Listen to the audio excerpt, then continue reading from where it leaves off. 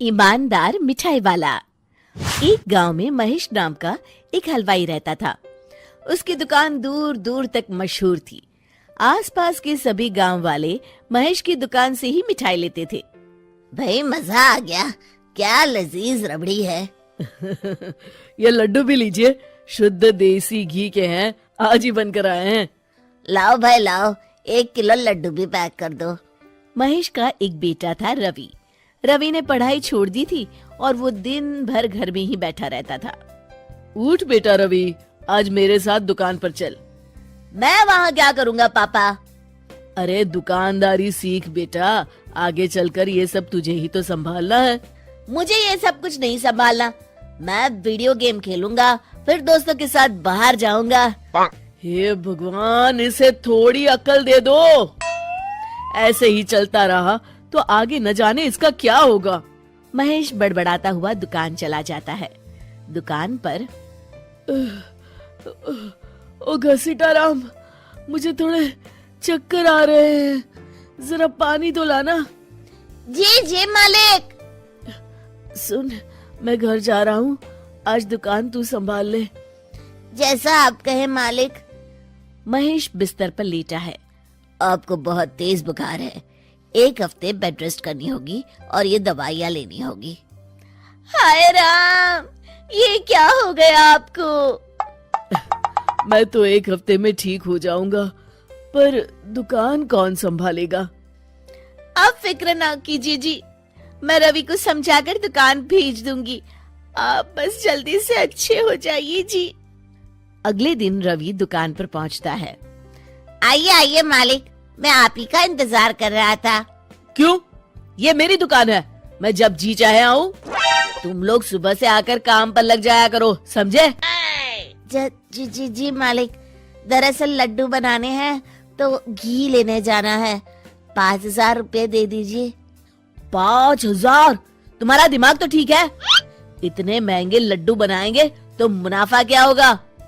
पर देसी घी भी तो बहुत महंगा है ना मालिक। क्या जरूरत है देसी घी की? डालडा ले आओ। पर मालिक। मुझसे बहस मत करो, जितना कहा गया है करो। और क्या क्या बन रहा है? मावे की बर्फी मालिक। मावा मावा मावा, हाँ। तभी उसकी नजर एक डब्बे पर पड़ती है। ये क्या है? ये रवा है मालिक। एक काम करो, हर 1 किलो मावा में 200 ग्राम रवा मिला दो। पर बर्फी का स्वाद बिगड़ जाएगा मालिक। जितना कहा है करो, अब जाओ यहाँ से। अगले दिन। क्या बात है रवि बाबू, आपके पापा दिखाई नहीं दे रहे? अब उनकी तबीयत खराब है। अच्छा भाई अच्छा। बस उन्हें ये बताना था कि वो आज आए नहीं तो उनकी मिठाई बड़ी बेस्वाद लग रही है। लेना है तो लो, वरना चलते बनो। अरे अरे अरे, ये कोई तरीका है ग्राहक से बात करने का? चलो भाई चलो, यहाँ से चलो। अगले दिन।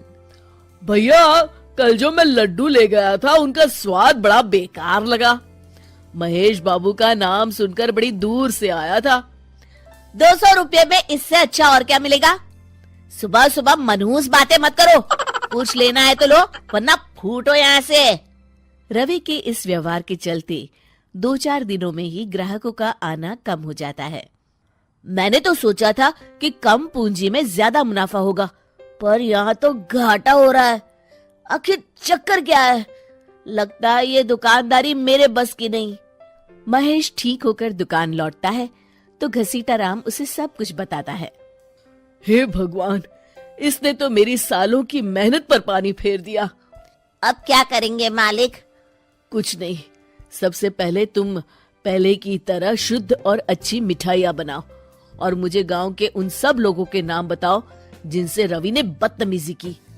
रवि, कल सुबह दुकान पर आ जाना, बहुत जरूरी काम है।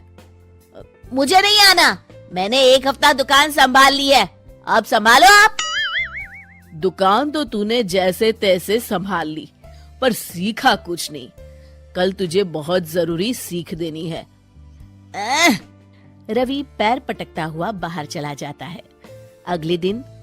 ये ले ताजी शुद्ध मिठाइयाँ। मैं इतनी मिठाइयों का क्या करूं? इन्हें उन सब के घर देकर आओ जिनसे तुमने बदतमीजी की, और साथ में माफी भी मांग लेना। अरे पर मैंने तो सिर्फ उन्हें। बेटा, घर आया मेहमान और दुकान पर आया ग्राहक भगवान के समान होता है। अब तू जल्दी जा और कल से कमाल देखना। रवि उन सभी 4-5 लोगों के यहाँ जाकर मिठाई देता है और माफी मांगता है। अगले दिन दुकान पर ग्राहकों की भीड़ लग जाती है। मान गए महेश बाबू, आपने तो आते ही घर तक मिठाई भिजवा दी। बस मेरे बेटे की गुस्ताखी को माफ कर देना भाई, उसमें अब तक बचपना है। हाँ हाँ, आपके लड्डू के बदले हर चीज की माफी है। भाई आज तो मेरे पड़ोसी भी आपकी उदारता देख के दंग रह गए। इतनी बड़ी दुकान के मालिक का बेटा घर तक माफी मांगने आया। भाई रिश्ते निभाना तो कहीं आपसे सीखे। बस आप लोगों की दया है। ताजी रसमलाई आई है, लेंगे आप? हाँ भाई हाँ, 200 ग्राम पैक कर दो। शिक्षा, सफलता पाने के लिए ईमानदार और विनम्र होना बहुत जरूरी है।